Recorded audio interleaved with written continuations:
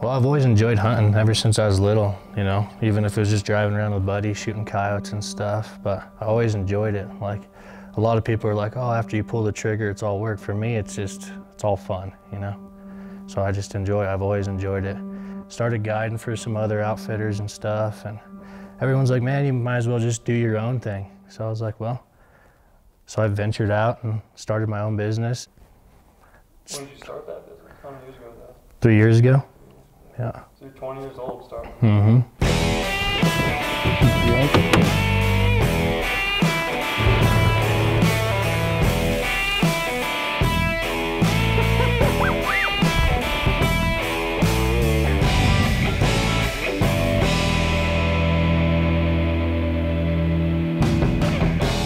So Stan and Percy, they're from Connecticut. Stan, he's the guy with shooting the longbow. And the year before, he shot a nice bull at like point blank, 2 yards, 3 yards. And then this year, Percy shot that big bull, you know, back in the back at the cabin. It was about 15 yards, I think. This is our 3rd year with me, yeah. So they've been my longest clients. Yeah, they're my first ones, yeah. Day one. So opening morning, we went back to what we call the cabin.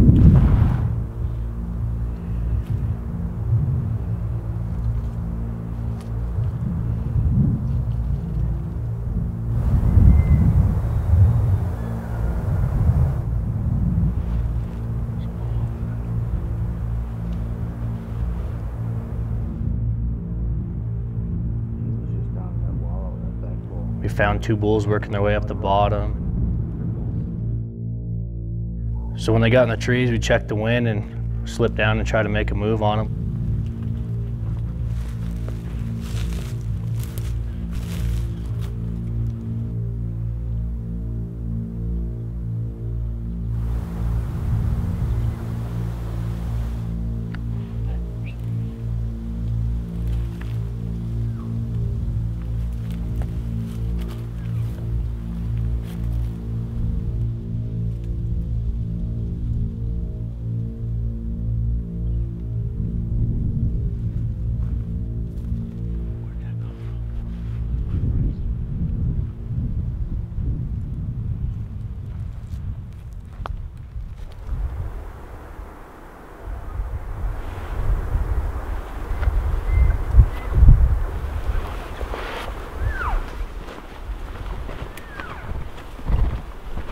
Got in position and called for a little while, but you know, nothing really was going on, so we kind of just let them be until the evening hunt. So that evening, Percy, he hunted the cabin, and Stan and I were up at a different place, and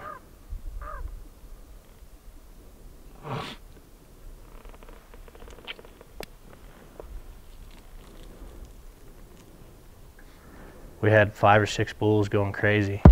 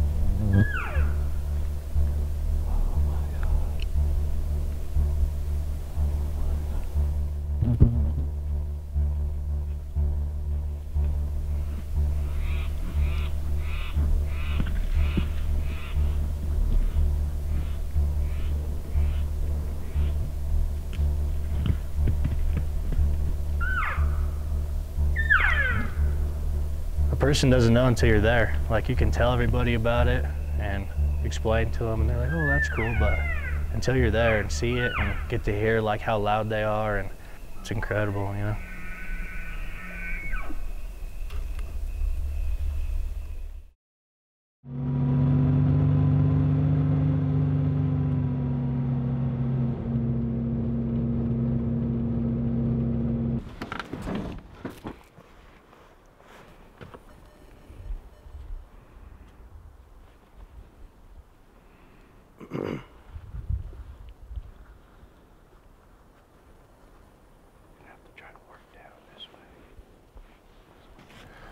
So we stopped above the cabin where you can look down, and it's called the Shell Place across the railroad tracks.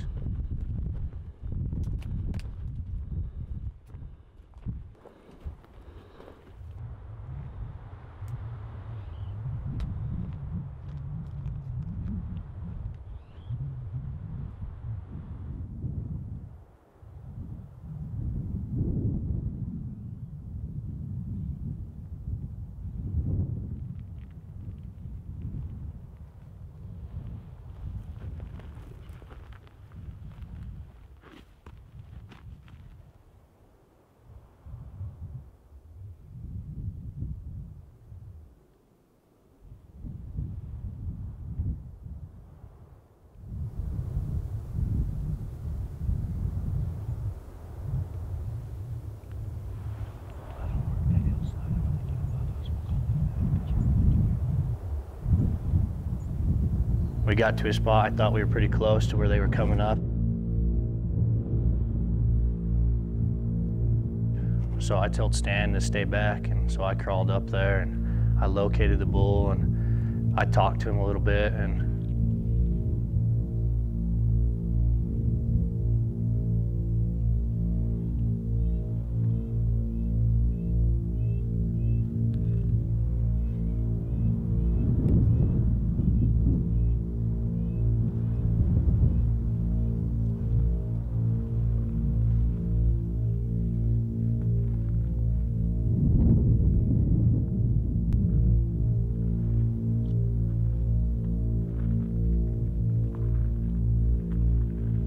I felt like the wind was good and the bull was coming, and I had Stan, he walked up and got set up.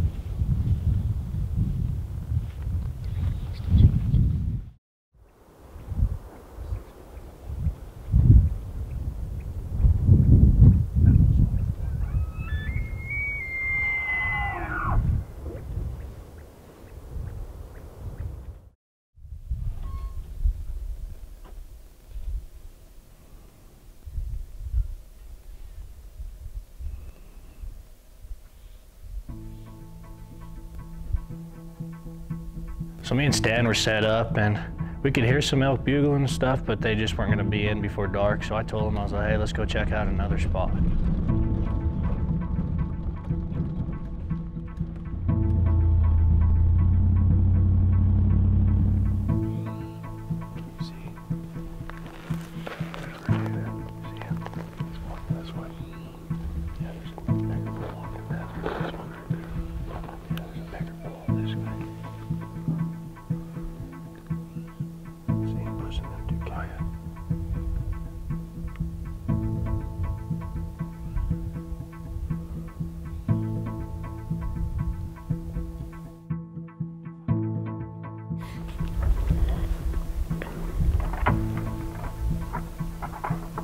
Other boy's chasing the cow. See him out there. He's chasing the cow. Right, 3 people. There was a lot of elk. There's 2 bulls fighting, but it was just right at dark. You could barely see them, but they were getting after it. You could just hear the horns smashing and other bulls chasing their cows around and stuff. Then it got dark where you couldn't see anything, so we headed back to the 4-wheeler. When we got there, I got a phone call. And my dad, which is the guide for me, he said, hey man, we got a nice bull down. Did you stop him or you shot him on the walk? Shot him on a walk. Yeah. I'm only my jacket here too. But there is a bull bugling right up here.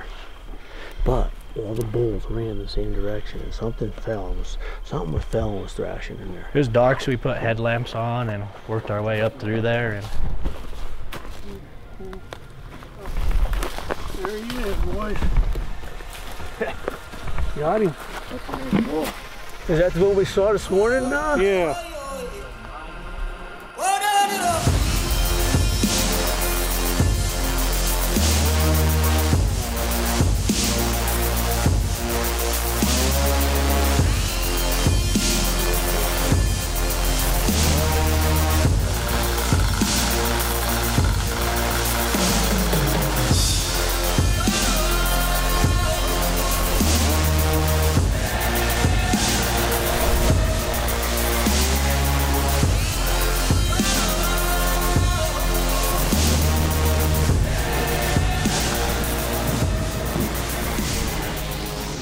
to me, they're more than just clients, you know. I built friendships with these guys and, you know, working together and getting that elk out. I mean, there's nothing better than that.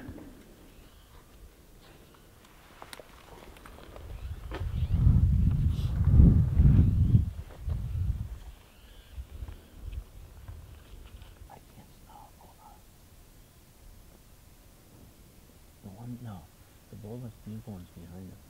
There's 3 of them, right? Yeah. 2 cows in front, a spike one, the bull that's one's up on the left somewhere. Yeah, so day 3 we went out. We still seen elk. We were still, you know, right there hearing them bugling and stuff.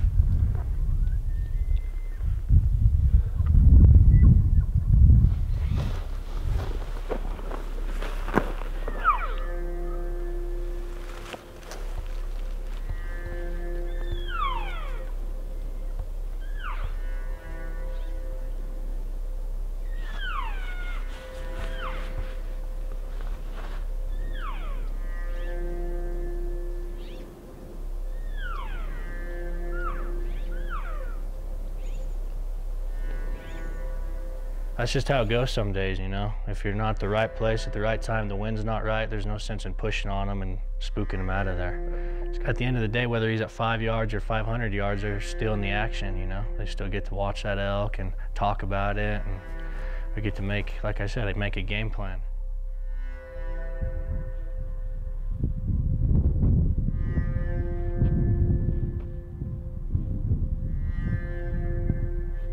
Just trying to do it the right way. And I feel like not pushing on them, at the end of the day, you know, for me, it's better. You know, my clients are happy, success rate goes up, there's quality of bulls every year, they keep getting bigger. So far, it's been a good tactic, you know.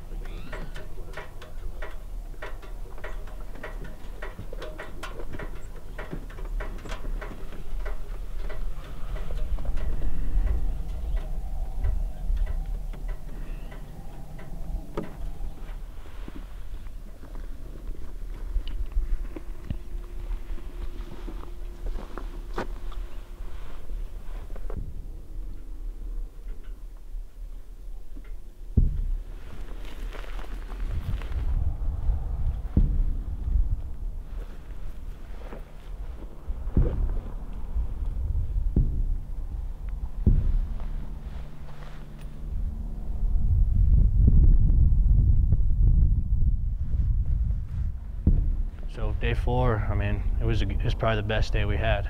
You know, we were in the middle of, I can't even remember how many bulls, but they were all over.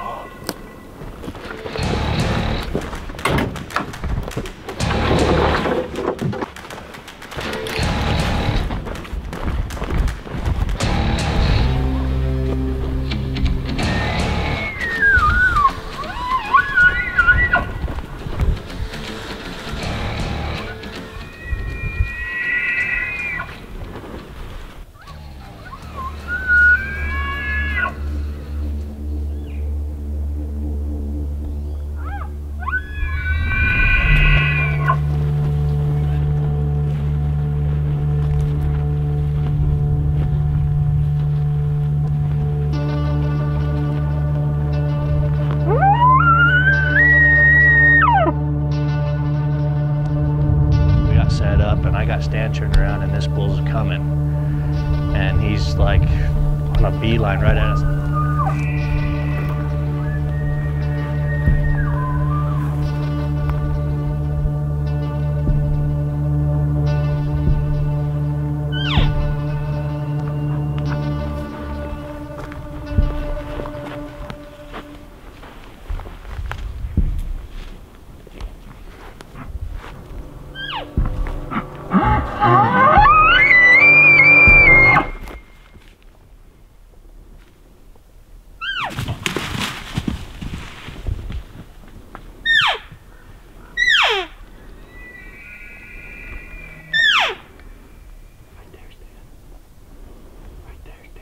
That bull was coming, and Stan was about to look around the tree, and that bull spotted him, and he bolted, you know.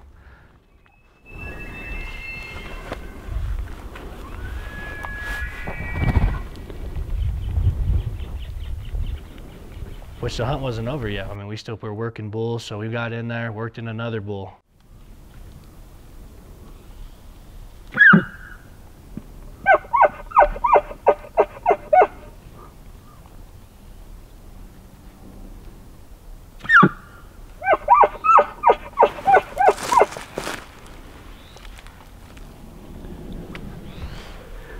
To me, when you're like looking each way behind you, you don't know what bull's coming in first. To me, that's what it's all about. I mean, I love getting them fired up, you know?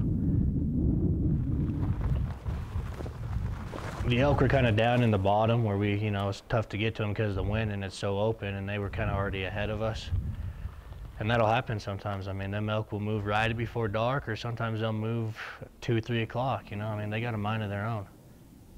But we watched a 6-point bull, you know, run other bulls off, and he'd get some cows worked up and run another bull off, and got to see a big old bear walk through, and, you know, it's just stuff like that. You can't beat it. A lot of people hunt their whole life and don't even get to see, you know, a bull that caliber, let alone watch him chase other bulls off and get to see a big bear walk through. And you can't overhunt and you can't overpressure them, you know. You just got to be smart about it and take care of it, and then it pays off. He wasn't that mad. The bear? Throwing that bull right there. Oh, I couldn't see him. So it's, you know, it's the last morning. The whole hunt's been good though. I mean, we've been in elk every day. Stan with the longbow, he's had an opportunity every day to shoot a bull with, you know, within 15 yards or closer. So we go out, go to a spot that I know is probably gonna be hot, and sure enough it was. There was probably 5 or 6 bulls, and there was one big bull that we hadn't seen in a while.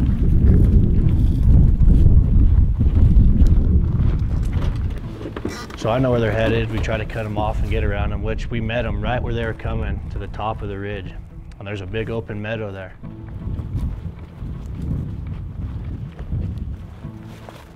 And we were right at the edge of it, and that bull was probably 60 yards out, just walking across, you know. He's probably 370. And Stan's looking at me, and I'm like, hey man, I mean, that's hunting. You know, that's why they call it hunting, not killing, to me. You know, and I give Stan a hard time. I said, hey, if you had a compound, you know, you could have shot that bull. And he's like, oh no, I'm sticking to a longbow, which is cool with me. You know, I like that. I mean, I like a challenge, so a guy that wants to you know, stick it out and stick with it, you know, I'm all about it.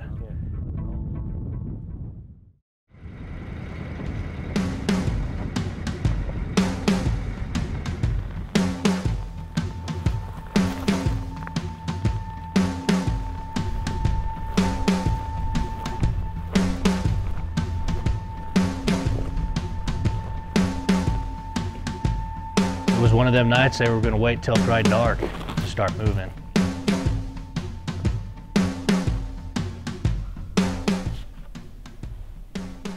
And so I started working that bull a little bit, and he started answering, and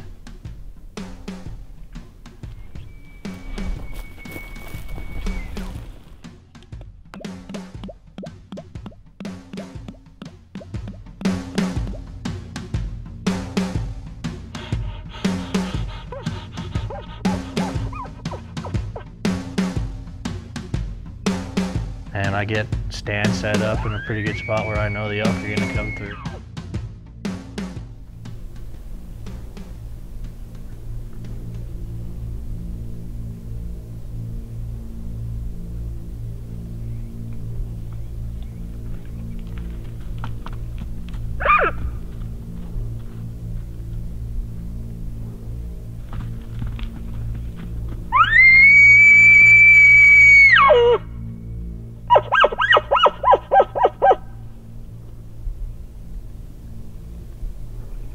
It's his hunt, and I respect that completely.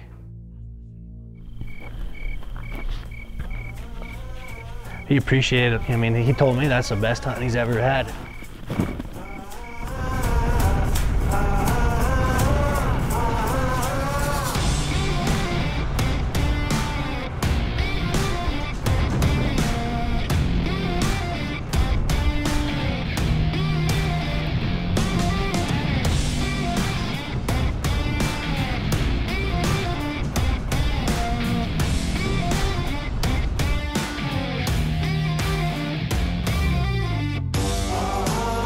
I want to keep taking them clients that at the end are friends, you know? And we want guys happy to come hunt with us.